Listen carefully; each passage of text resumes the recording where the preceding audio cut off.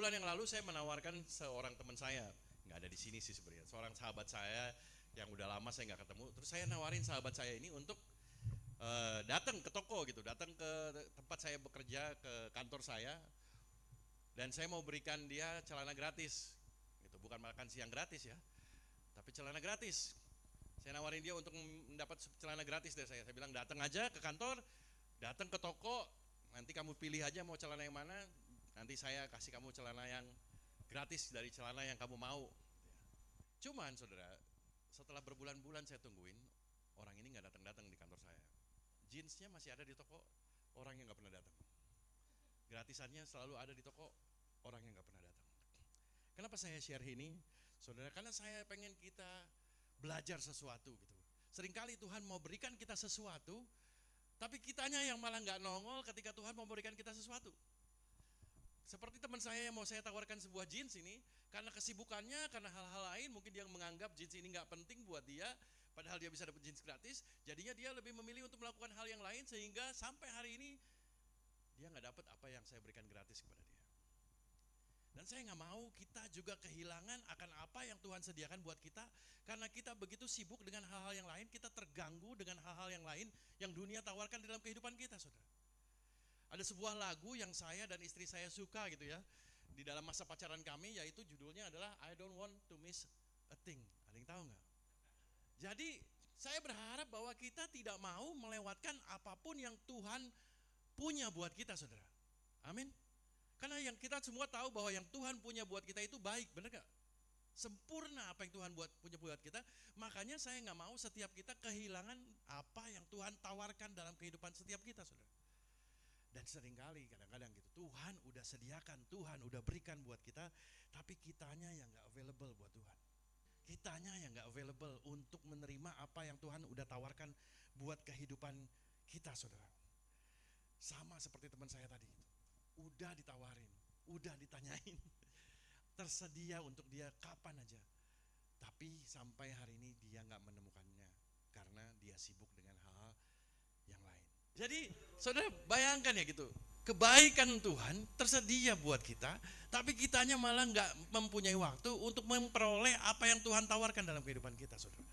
Makanya saya mau ngomong sama kita semuanya, jangan sampai kita kehilangan apa yang Tuhan punya buat kita, saudara. Amin. Apa yang membuat kita kadang-kadang kehilangan apa yang Tuhan tawarkan dalam kehidupan kita? Kadang-kadang apa yang membuat kita kehilangan apa yang Tuhan tawarkan adalah mungkin kesibukan kita. Benar gak sih? Kita punya prioritas-prioritas lain yang kayaknya lebih penting daripada apa yang Tuhan tawarkan buat kehidupan kita. Benar gak sih? Waktu kita mungkin kadang-kadang kita gak punya waktu karena kita sibuk melakukan begitu banyak perkara sampai kita gak punya waktu lagi buat Tuhan. Hidup kita penuh, hidup kita menjadi penuh dengan perkara-perkara yang lain sehingga gak ada lagi waktu untuk Tuhan. Berapa dari kita taruh waktu pertama untuk buka Instagram, kita buka waktu pertama untuk cek email, untuk cek WhatsApp. Tapi kalau untuk Tuhan nggak yang pertama, tapi yang paling bukan terakhir malah paling sisa. Dan jadi saya mau kita jangan sampai kita kehilangan apa yang Tuhan punya di dalam kehidupan kita, saudara. Kita bisa rajin ibadah, saudara. Kita bisa absen, kita sempurna di gereja aja. Setiap minggu cek. Kita bisa rajin ibadah, tapi manusia bisa melihat apa yang di depan mata. Orang bisa melihat, wih dia itu rajin ya gereja ya. Dia itu rajin ya pelayanannya. Wih dia itu rajin ya datang beribadah. Aktivitas rohani rajin banget, saudara. Tapi Tuhan gak melihat apa yang di depan mata manusia, benar gak? Tetapi Tuhan melihat apa yang di hati seorang manusia. Artinya kita bisa rajin datang ke ibadah, kita bisa rajin duduk di gereja ini, tapi nggak ada perubahan di dalam hati kita, saudara. Karena Tuhan bisa melihat apa yang di depan mata. Samuel ketika ngelihat kakak-kakak dari Daud, Samuel berpikir, wah ini nih orangnya, karena Samuel melihat dengan mata manusia, tapi Tuhan melihat dengan hati daripada manusia. Hari ini kita juga bisa berada di tempat ini, duduk manis di tempat ini, tapi hati kita nggak ada di sini. Hati kita berada di apa yang lagi kita khawatirin hari ini. Hati kita lagi mikirin tentang, aduh cewek yang gue deketin kemarin gimana ya kabarnya. Bisa aja kan? Bisa. Jadi kita bisa rajin ibadah, tapi hati dan pikiran kita gak ada di dalam ibadah. Hati dan pikiran kita nggak ada di dalam ibadah. Dan itu yang mau dilihat Tuhan, hati kita ini ada di mana. Amin. Hati kita ini ada di mana, saudara. Tapi hari ini Tuhan mau kita melakukan check up hati, saudara. Itu ya, medical check up. Dikatakan Mazmur 139 mengatakan, selidikilah aku ya Allah, selamilah hatiku, kenalilah hatiku. Mau gak hari ini benar-benar nih, kita secara jujur ngomong sama Tuhan, Tuhan medical check up lah hatiku Tuhan. Ya dijadikan sales ya, medical check up ya. Saudara, kalau saudara di medical check up, gak ada yang bisa ditipu-tipu saudara. Ketika darah saudara diperiksa, ketika kondisi saudara diperiksa, nggak ada yang bisa ditutupi, benar nggak? Nggak bisa ditutupi kolesterol saudara, gaya makan saudara, gaya tidur saudara, nggak ada yang bisa ditutupi, semuanya ditelanjangi ketika kalian medical check up, benar nggak? Dan hari ini mau nggak kita izinin Tuhan menelanjangi kita, menelanjangi hati kita, nggak ada yang ditutup-tutup, nggak ada yang bisa ditutup-tutupi lagi di dalam kehidupan kita. Biarlah Tuhan menyelami hati kita, membuka hati kita, mengenali hati kita. Amin. Kenapa penting untuk check up hati kita, saudara? Karena firman berkata dari hati memancarkan kehidupan. Kehidupan kita itu, apa yang keluar dari mulut kita itu asalnya dari hati kita, saudara. Jadi kalau omongan kita misalnya kotor, pikiran kita kotor, bukan dari pikiran kita, bukan dari mulut kita, tapi dari hati kita. Karena apa yang di hati kita itu akan terpancar di dalam apa yang kita ucapkan dan apa yang kita pikirkan dan apa yang kita lakukan, saudara. Hari ini mau gak kita semua bilang, Tuhan selidiki aku, selami hatiku. Atau kita bilang, aduh Tuhan, malu nih kalau ke Tuhan selami. Kan kadang-kadang gitu ya, saya dulu gak suka ke dokter gigi karena kalau sampai ketemu dokter gigi itu suka jahat dokter gigi kalau ngomongnya. Dan kita gak suka dikasih tahu bad habit kita, benar gak?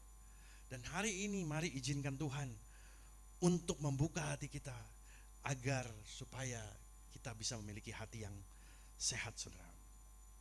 Amin. Apakah kita siap ditelanjangi sama Tuhan hatinya? Oke, kita mau belajar dari Matius 13, saudara, yaitu tentang seorang penabur. Seorang penabur ini berbicara tentang orang yang menabur benih di 4 macam tanah, saudara. Dan Tuhan di sini di dalam Matius 14 ini, penabur itu adalah Tuhan. Tuhan menaburkan benih dan tanah itu adalah kondisi hati kita hari ini, saudara. Matius 13 di dalam ayat ke-19. Yang pertama, saudara. Tanah yang pertama. Kita boleh baca sama-sama? Boleh kita baca sama-sama? 1, 2, 3. Pertama, tentang benih yang jatuh di jalan yang menggambar yang mendengarkan ajaran tentang kerajaan Allah tetapi tidak mengerti. Kemudian datanglah si jahat, yaitu iblis, dan merampas ajaran yang sudah ditabur di hati mereka. Saudara, Tuhan memberikan benihnya, dan Tuhan tahu bahwa benih ini punya potensi nggak, saudara? Benih ini potensinya bukan hanya sekedar bertumbuh, tapi benih ini bisa jadi pohon. Sebuah benih punya potensi untuk jadi pohon.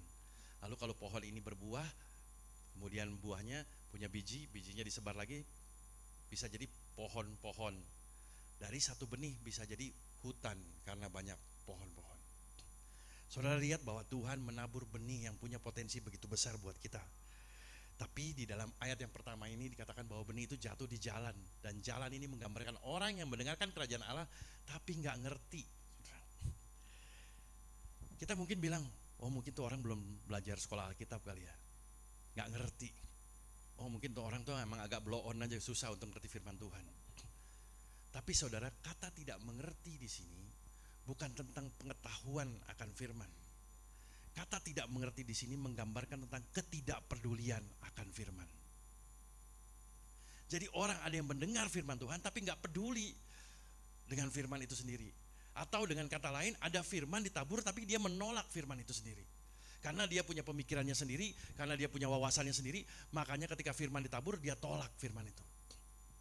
Itu menggambarkan hati yang keras, saudara. Dan kita bisa menjadi orang-orang yang keras hatinya, seperti tanah pertama ini. Di dalam Matius 13 ayat 15, ini kata-kata Yesus, dikatakan gini, karena bangsa ini sudah menjadi apa? Keras kepala. Kalian sudah menutup apa? mata dan telinga, tidak mau mendengar, bahkan tidak mau tahu. Kalau tidak demikian mungkin kalian bisa, kalau seandainya kita mau mendengar, kalau kita mau peduli aja sama firman, mungkin kalian bisa mendengar, mengetahui dan memahami. Jadi kalau kita nggak memahami bukan karena kita belum sekolah Alkitab, saudara. Kalau kita nggak memahami karena kita memang nggak mau tahu dengan apa yang Tuhan punya buat kita.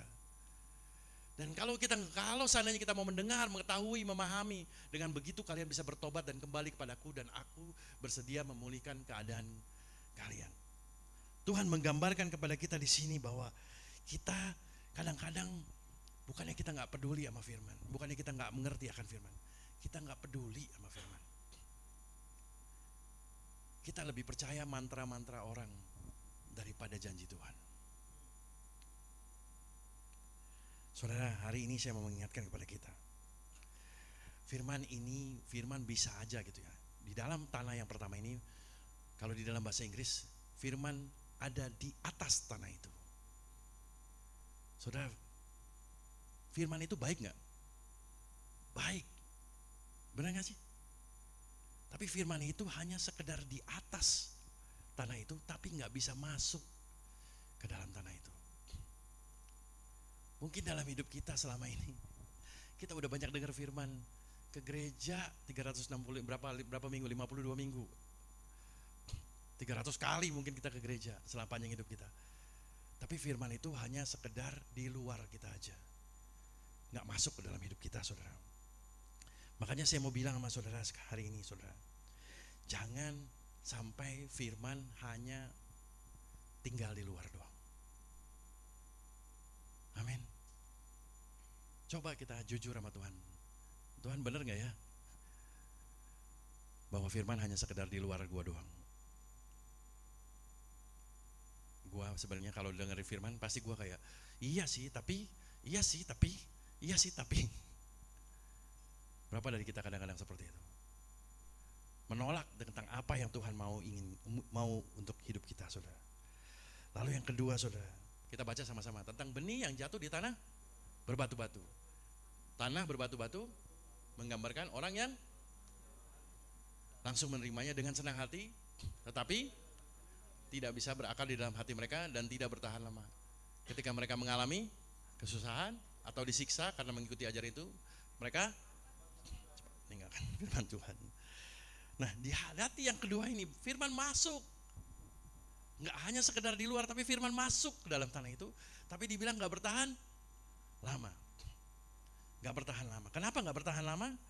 Karena dibilang ketika mengalami kesusahan dan disiksa karena mengikuti firman itu, langsung cepat meninggalkan firman itu, saudara. Artinya kita bisa ada di gereja ini nih. Kita bisa nyanyi tadi, I will follow you. This my promise. Hari ini bisa ngomong begitu. Besok cerita lain Tuhan. Benar gak sih? Kita bisa nangis di sini. Oh, kau baik Tuhan. Kau baik Bapak. Nangis sampai ingusan, saudara. Secara emosi firman menggugah hati kita. Tapi firman hanya sekedar bawa emosi, tapi tidak bawa transformasi. Firman hanya sekedar mempengaruhi emosi kita, tapi tidak mentransformasi kita. Berat ini, saudara. Berapa daripada kita suka datang ke gereja karena emosi kita diaduk-aduk gitu. Nyanyi, pujian, wah nangis dengan itu semuanya. Tapi hanya sekedar sampai emosi. Senin hidup kita lupa dengan semuanya, saudara. Hari Minggu kita merinding. Wah, merinding gua. Menangis, terharu. Hari Senin, Selasa, orang lain merinding ngelihat kelakuan kita. Orang lain nangis ngelihat kelakuan kita. Orang nangis terharu ngelihat kelakuan kita. Karena hanya emosi di hari Minggu, tapi tidak mentransformasi kehidupan kita. Tuhan mau beri yang baik buat hidup kita, saudara. Jangan sampai kita kehilangan yang baik yang Tuhan mau lakukan buat kehidupan kita. Amin.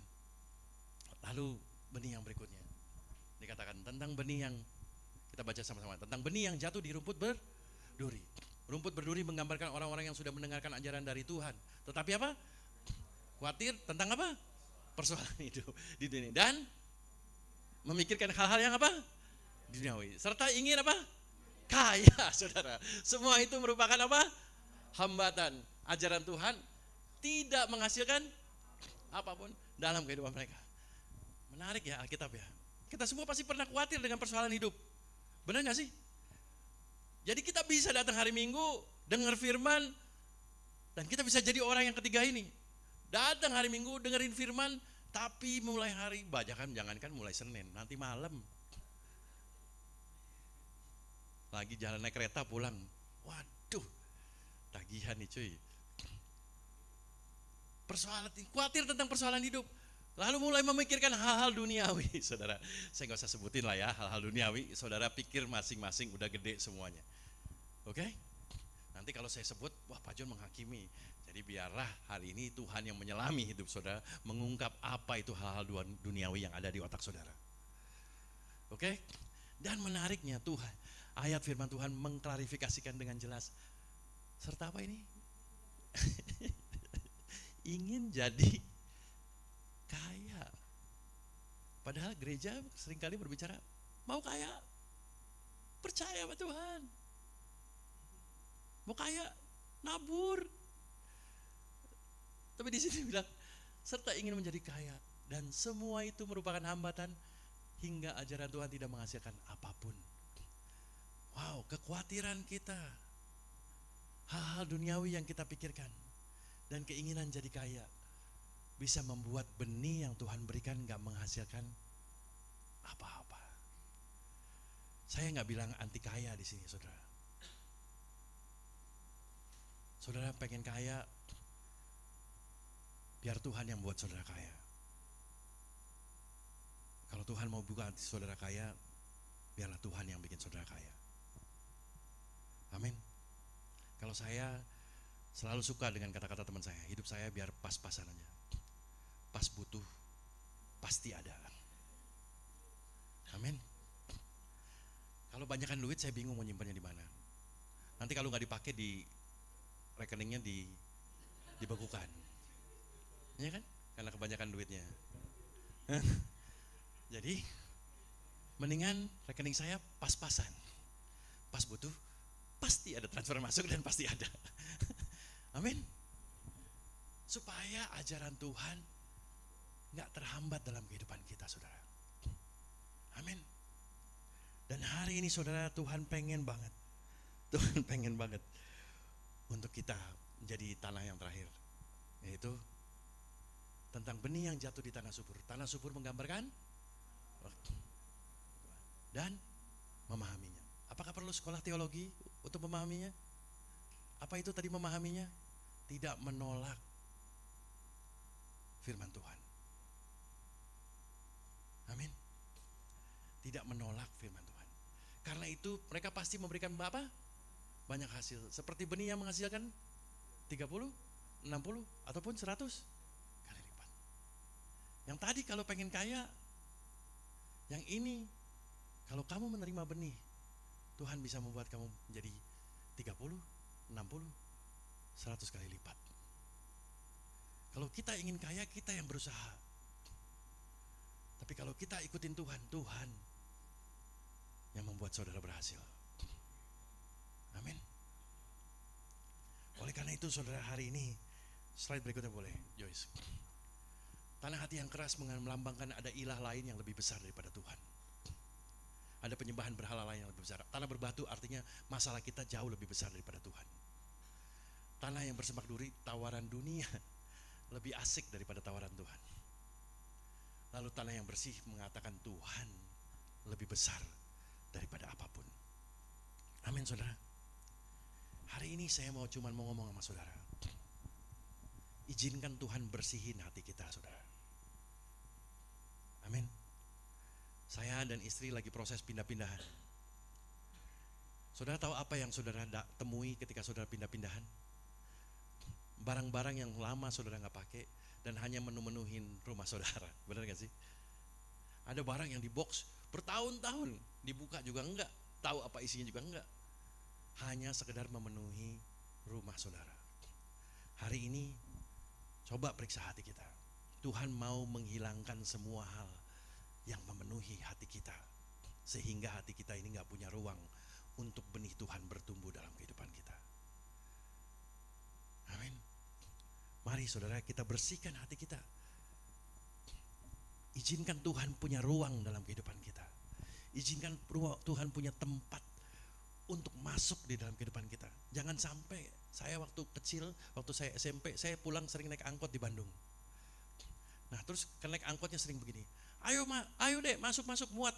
Udah 7 di dalam, kayak ikan sarden begini saudara.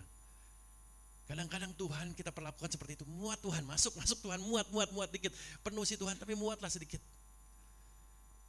Ayo bikin ruang buat Tuhan. Kita bisa bikin ruang untuk yang lain, tapi gak punya ruang untuk Tuhan.